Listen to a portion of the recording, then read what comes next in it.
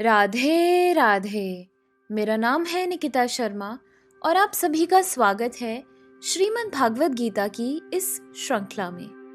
पिछले श्लोकों में हमने समझा कि किस प्रकार श्री कृष्ण अर्जुन को समझाते हैं कि ईश्वर में स्थित दिव्य ज्ञान की दृढ़ समझ रखने वाले और मोह से बाधित न होने वाले वे न तो किसी सुखद वस्तु को प्राप्त करने में प्रसन्न होते हैं और न ही अप्रिय को भोगने पर शोक करते हैं।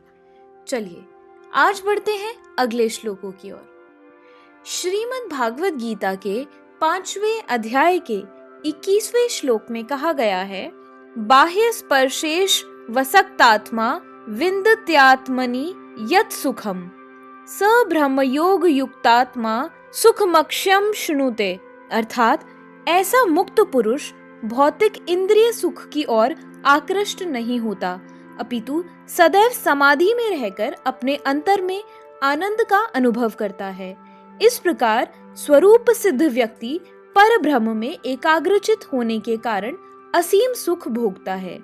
कृष्ण भावनामृत के महान भक्त श्री यमुनाचार्य जी ने कहा है, जब से मैं कृष्ण की दिव्य प्रेमा भक्ति में लगकर उनमें नित्य नवीन आनंद का अनुभव करने लगा हूँ, तब से जब भी काम सुख के बारे में सोचता हूँ तो इस विचार पर ही थूकता हूँ और मेरे होंठ अरुचि से सिमट जाते हैं।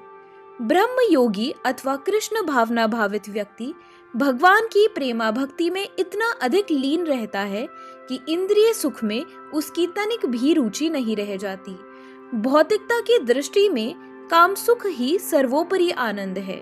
सारा संसार उसी के वशीभूत है और भौतिकतावादी लोग तो इस प्रोत्साहन के बिना कोई कार्य ही नहीं कर सकते, किंतु कृष्ण भावनामृत में लीन व्यक्ति काम सुख के बिना ही उत्साह पूर्वक अपना कार्य करता रहता है। यही आत्म साक्षात्कार की कसौटी है। आत्म साक्षात्कार तथा काम सुख कभी साथ साथ नहीं चलते। कृष्ण भावना भावित व्यक्ति जीवन मुक्त होने के कारण किसी प्रकार के इंद्रिय सुख द्वारा आकर्षित नहीं होता। 22वें श्लोक में कहा गया है, ये ही संस्पर्शजा भोगा दुख योन्य एवते आद्यंतवंत कौन्तेय न तेषु रमते बुद्ध। अर्थात बुद्धिमान मनुष्य दुख के कारणों में भाग नहीं लेता, जो कि भौतिक इंद्रियों के संसर्ग से उत्पन्न होते हैं। हे कुंती पुत्र, ऐसे भोगों का आदि और अंत होता है, अतः चतुर व्यक्ति उनमें आनंद नहीं लेता।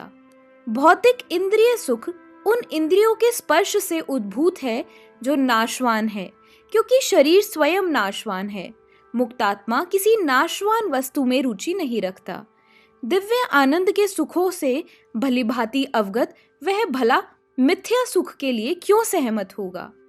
योगी जन परम सत्य में रमण करते हुए अनंत दिव्य सुख प्राप्त करते हैं, इसीलिए परम सत्य को भी राम कहा जाता है। हे पुत्रों, इस मनुष्य योनि में इंद्रिय सुख के लिए अधिक श्रम करना होता है।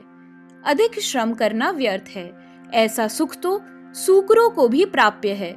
इसकी अपेक्षा तुम्हें इस जीवन में तप करना चाहिए, जिससे तुम्हारा जीवन पवित्र हो जाए और तुम असीम दिव्य सुख प्राप्त कर सको। अतः जो यथार्थ योगी या दिव्य ज्ञानी हैं, वे इंद्रिय सुखों की ओर आकृष्ट नहीं होते, क्योंकि ये निरंतर भवरोग के कारण है।